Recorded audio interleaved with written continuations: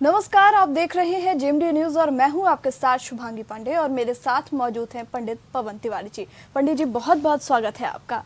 माता रानी की उपासना का त्योहार नवरात्रि आ गया है और इस बार किस तरह से करने हैं माता की उपासना, आइए पंडित जी से जानते हैं। पंडित जी, आखिर नवरात्र क्यों मनाते हैं? सबसे पहले तो ये जो नव संवत्सर 2078 है, इस नव संवत्सर 2078 की आप सभी दर्शकों को बहुत बहुत शुभकामनाएं मैं अपने और अपने ज्योतिष सेवा संस्थान की ओर से प्रेषित करता हूं। और हमारा नववर्ष माँ की आराधना के साथ प्रारंभ होता है। तो जैसे कि शुभांगी आपने प्रश्न किया है कि नवरात्रि क्यों मनाते हैं, माँ की आराधना करने से नाना प्रकार के जो कष्ट हैं, जो दुख हैं, वो दूर हो जाते हैं और आपके सारे पापों का क्षय हो जाता है। माँ अपनी संतान को अपने आंचल में छुपा कर रखती हैं और अपनी संतान के हर मनोरथ को पूर्ण करती हैं।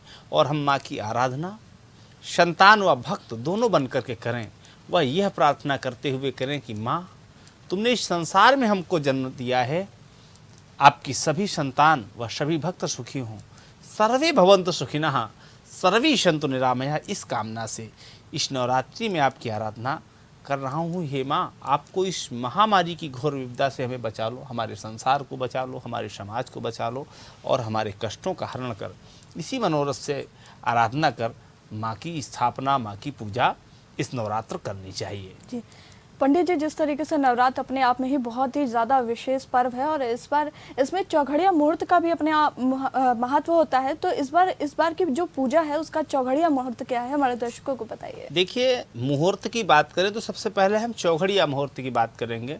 चौघड़िया मुहूर्त ध्यान से आप सुन लें और पेन और कागज़ लेकर के कि किस मुहूर्त पे आप पूजा करेंगे आप सुनिश्चित कर लीजिएगा। जो लाभ का चौघड़िया है वो सुबह 10:53 से लेकर दोपहर 12:28 तक रहेगा और अमृत चौघड़िया दोपहर 12:28 से लेकर 2:02 तक रहेगा। शुभ चौघड़िया 3:37 शाम को 5:11 तक रहेगा और लाभ का चौघड़िया रात्रि के 8:11 से लेकर 9:36 तक रहेगा। अब अगर बात करें कि लग्न, किस लग्न में हम पूजा करें, किस लग्न में माँ दुर्गा की स्थापना करें, कलश की स्थापना करें, तो मेष लग्न है वो सुबह 6:16 से लेकर 7:57 तक होगी और वृषभ लग्न 7:57 से 9:56 तक होगी। सिंह लग्न में दोपहर 2:25 से 4:36 तक आप कर सकते हैं और अगर आप कन्या लग्न में करना चाहते हैं तो अपराह्न 4:36 से लेकर 6:48 तक कराएं। और धनु लग्न रात्रि में 11:18 से लेकर 1:22 तक है। धनु लग्न देर रात्रि में होने से आप रात्रि में 11:18 से लेकर रात्रि के 12 बजे तक भी पूजन कर सकते हैं। जो अभिजित मुहूर्त है वो दोपहर 12:02 से लेकर 12:53 तक होगा नवरात्रि के प्रथम दिवस के 13 तारीख को, मंगलवार के दिन। तो इन मुहूर्तों में रही बात, आप सोच रहे होंगे कि हमने जो चौघड़िया के मुहूर्त और जो अन्य मुहूर्त हमने रात्रि तक के बताए हैं, उन मुहूर्तों का आशय है कि आप पूजन घट स्थापन किसी भी मुहूर्त में करें। अगर आप उस मुहूर्त पर पूजा करते हैं, माँ की आराधना करते हैं, तो आपके लिए शुभकर होगा, श्रेयस्कर होगा और लाभप्रद होगा। पंडित जी, नवरात्र है और नवरात्र में घट स्थापना के भी महत्व है, तो हमारे दर्शकों को बताइए कि इस बार जो घट स्थापना होनी है वो किस तरीके से करें कि शुभ फलों की प्राप्ति हमारे दर्शकों को भी हो। हमारी सनातन धर्म में नवरात्रि का पर्व ये बड़े श्रद्धा भाव से मनाया जाता है और हिंदू वर्ष में चैत्र, आषाढ़, आश्विन और माघ माह में 4 बार नवरात्रि का पर्व मनाया जाता है, जिनमें से 2 नवरात्रि को प्रकट और शेष 2 नवरात्रि को गुप्त नवरात्र कहा जाता है। चैत्र माह और आश्विन माह के नवरात्र में देवी माँ की प्रतिमा स्थापित कर माँ दुर्गा की पूजा आराधना की जाती है और वहीं आषाढ़ और माघ माह में की जाने वाली देवी पूजा गुप्त नवरात्रि के अंतर्गत आती है, जिसमें केवल माँ दुर्गा के नाम से अखंड ज्योति प्रज्वलित कर या जवारे की स्थापना कर माँ दुर्गा की आराधना, पूजा, अर्चना की जाती है। जी पंडित जी, हमारे दर्शकों को ये भी बता दीजिए कि किस तरीके से इस बार माता रानी की पूजा करनी है जो उनके लिए श्रेयस्कर हो। देखिए, पूजन किस तरीके से करना है, तो सबसे पहले तो घट स्थापना करनी होती है, अखंड ज्योति प्रज्वलित करना व जवारे स्थापित करना। श्रद्धालु अपने सामर्थ्य के अनुसार तीनों ही कार्यों से नवरात्रि का प्रारंभ कर सकते हैं। कुछ लोग घट स्थापना करते हैं, कुछ लोग जवारे बो करके माँ की स्थापना करते हैं, और कुछ लोग अखंड ज्योति को प्रज्वलित करके, और कुछ लोग ये तीनों क्रमों को एक साथ संयुक्त रूप से करते हैं। एक व तीन कार्यों से भी प्रारंभ किया जा सकता है, यानी कि आप एक भी अगर कार्य कर लें कि अगर आप अखंड ज्योति भी जला करके भी स्थापना कर सकते हैं, जवारे बो करके भी कर सकते हैं, और कलश रख करके भी कर सकते हैं, और तीनों भी रख करके कर सकते हैं। यदि ये संभव नहीं है तो केवल घट स्थापना से देवी पूजा का प्रारंभ किया जा सकता है। दूसरा कार्य है सप्तशती का पाठ व जप। देवी माँ के पूजा में दुर्गा सप्तशती का पाठ बहुत महत्व रखता है। यथासंभव नवरात्रि के 9 दिनों में प्रत्येक श्रद्धालु को दुर्गा सप्तशती का पाठ करना चाहिए, किंतु किसी कारणवश संभव नहीं हो तो देवी के 99 मंत्रों का जप यथाशक्ति अवश्य करना चाहिए। अगर आप पाठ नहीं कर पा रहे हैं तो दुर्गा जी का जो 99 मंत्र है, इस मंत्र का ही जप कर लें। ना हो तो कम से कम 108 बार तो कर ही लें। वो मंत्र है ओम ऐं ह्रीं क्लीं चामुंडाय विच्चे। 99 मंत्र है माँ दुर्गा का, बहुत सरल मंत्र है, याद भी होगा बहुत सारे लोगों को, तो इस मंत्र की एक माला तो कर ही सकते हैं। तीसरा कार्य है पूर्णाहुति हवन कन्या भोज। 9 दिनों तक चलने वाले इस पर्व का समापन पूर्णाहुति हवन और कन्या भोज करा करके किया जाता है। पूर्णाहुति हवन दुर्गा सप्तशती के मंत्रों से किए जाने का विधान है, किंतु यदि यह संभव ना हो, यानी कि अगर आपके पास आचार्य ना हो, आप हवन नहीं करा सकते, आपकी सामर्थ्य नहीं है, तो माँ देवी के 99 मंत्र, सिद्ध कुंजिका स्तोत्र या दुर्गा अष्टोत्तर शतनाम स्तोत्र, यानी जिसमें दुर्गा जी के 108 नाम हैं, इनसे भी आप हवन संपन्न कर सकते हैं, और हवन संपन्न करना श्रेयस्कर रहता है। तो आप अपने घर पर भी बैठ करके आप अकेले भी इस मंत्रों से ओम ऐं ह्रीं क्लीं चामुंडाय विच्चे, इस मंत्र से सिद्ध कुंजिका स्तोत्र और दुर्गा जी के 108 नामों से भी हवन करें। ये जरूर से जरूर करें। सभी लोगों को ये हवन जरूर करना चाहिए मातृअष्टमी और नवमी के दिन। जी पंडित जी, जो नवरात्र है, नवरात्र में माता रानी की पूजा तो हम सब करते हैं, इसमें घट स्थापना की जो बात होती है वो किस तरीके से होती है और कैसे करनी चाहिए? देखिए, नवरात्रि के 9 दिन माँ दुर्गा की पूजा उपासना के दिन होते हैं, और बहुत सारे श्रद्धालु इन 9 दिनों में अपने घरों में घट स्थापना करते हैं, अखंड ज्योति की स्थापना करते हैं और 9 दिनों का उपवास रखते हैं। तो आज हम जानेंगे कि नवरात्रि में घट स्थापना और अखंड ज्योति प्रज्वलन का शुभ मुहूर्त कब है। सबसे पहले तो ये जान लें कि अखंड ज्योति का मुहूर्त, बहुत सारे लोगों को अखंड ज्योति जलाने का भी मुहूर्त ढूंढते हैं, समझते हैं। अभिजित मुहूर्त जो है वो दोपहर 12 बजे से लेकर 12:45 तक है।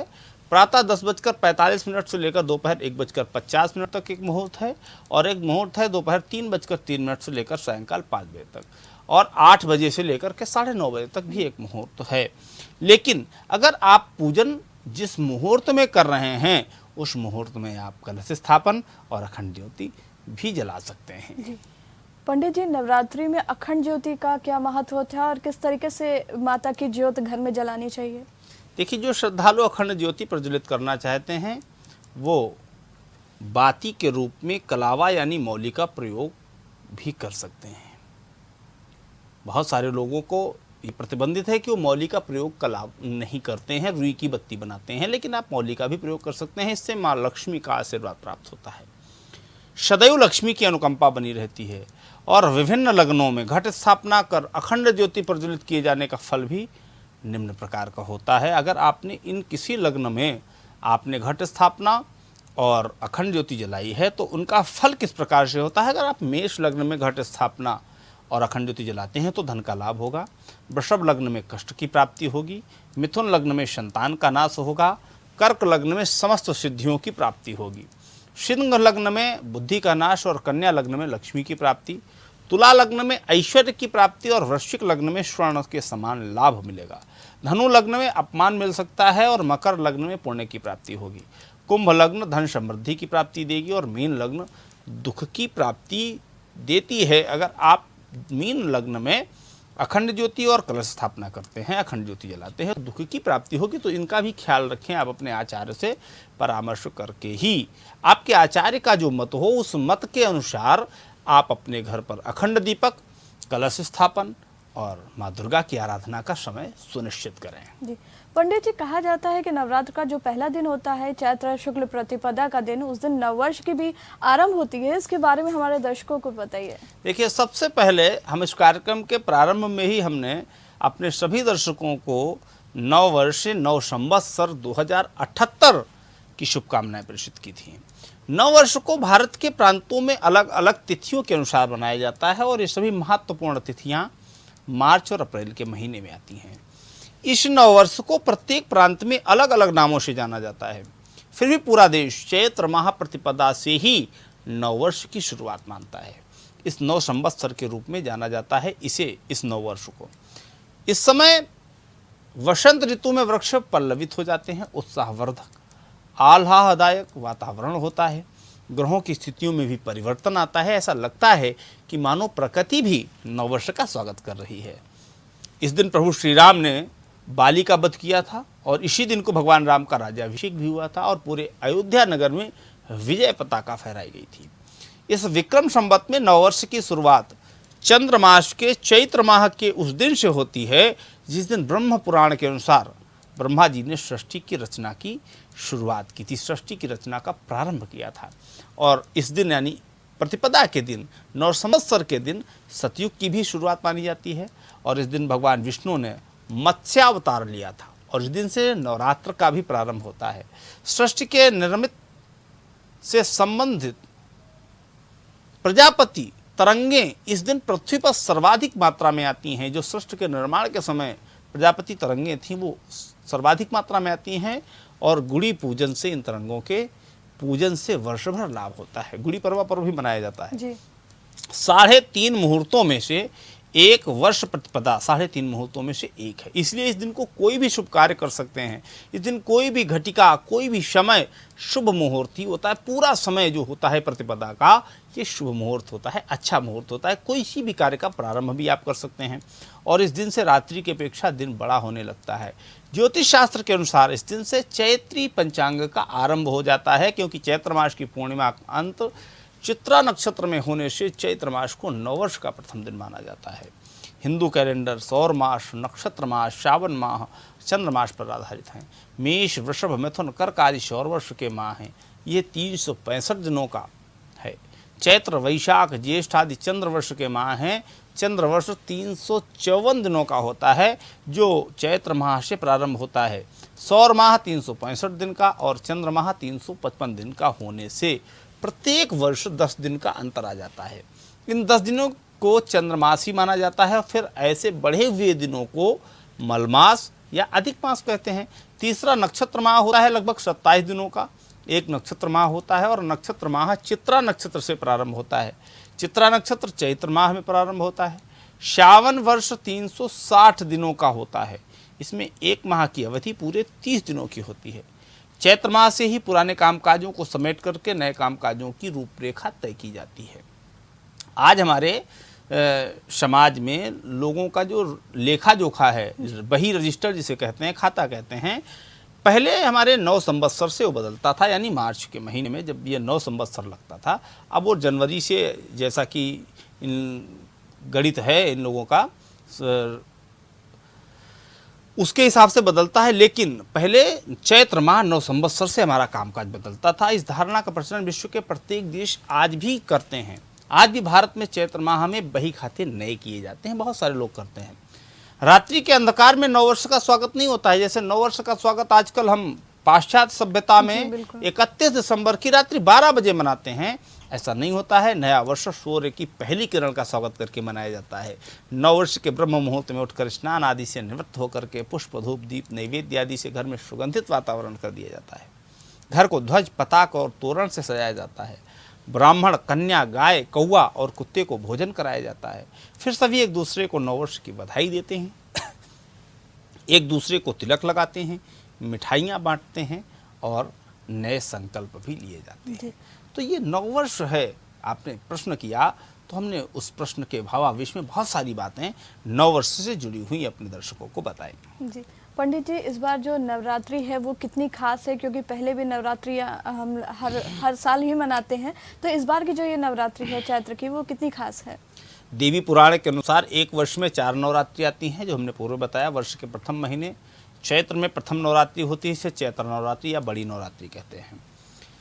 चौथे माह आषाढ़ में दूसरी नवरात्रि होती है, इसे गुप्त नवरात्रि कहते हैं। और इसके बाद आश्विन माह में तीसरी और प्रमुख नवरात्रि होती है, जिसे शारदीय नवरात्र कहते हैं। और इसी प्रकार वर्ष के 11वें महीने अर्थात माघ के महीने में चौथी नवरात्रि आती है, जिसे गुप्त नवरात्रि कहते हैं। पंडित जी, एक बात कही जाती है कि नवरात्र में 10 महाविद्याओं की पूजा करनी चाहिए। आप हमारे दर्शकों को बताइए कि इसकी जो पूजन की विधि है वो क्या है। देवी महापुराण के अनुसार एक वर्ष में जो हमने बताया नवरात्रि की बात की कि 4 नवरात्रि आती हैं और प्रमुख होती हैं 2 और 2 गुप्त होती हैं। शारदीय नवरात्रि में माँ दुर्गा के 9 रूपों की पूजा होती है, जबकि गुप्त नवरात्रि में माँ काली के 10 रूपों की पूजा होती है। सभी देवियां माँ दुर्गा के ही रूप हैं और नवरात्रि में माँ दुर्गा की विशेष पूजा होती है। जैसे अष्टभुजाधारी देवी दुर्गा और कात्यायनी सिंह पर सवार हैं, तो माँ पार्वती चंद्रघंटा और कूष्मांडा शेर पर विराजमान है। शैलपुत्री और महागौरी वृषभ पर और कालरात्रि गधे पर और सिद्धिदात्री कमल पर विराजमान है। इसी तरह सभी देवियों की अलग अलग सवारी है। 9 देवियों में शैलपुत्री, ब्रह्मचारिणी, चंद्रघंटा, कूष्मांडा, स्कंद माता, कात्यायनी, कालरात्रि, महागौरी, सिद्धिदात्री का पूजन विधि विधान से किया जाता है। कात्यायनी ने ही महिषासुर का वध किया था, इसलिए उन्होंने महिषासुर मर्दिनी भी कहते हैं। दुर्गा सप्तशती के बात करें तो दुर्गा सप्तशती के अनुसार इनके अन्य रूप भी हैं। ब्रह्मणी, माहेश्वरी, कौमारी, वैष्णवी, बाराही, नरसिंही, ऐन्द्री, शिवदूती, भीमा देवी, भ्रामरी, शाकंभरी, आदिशक्ति और रक्तदंतिका हैं। देवियों में त्रिदेवी, नवदुर्गा, 10 महाविद्या और 64 योगिनियों का समूह है।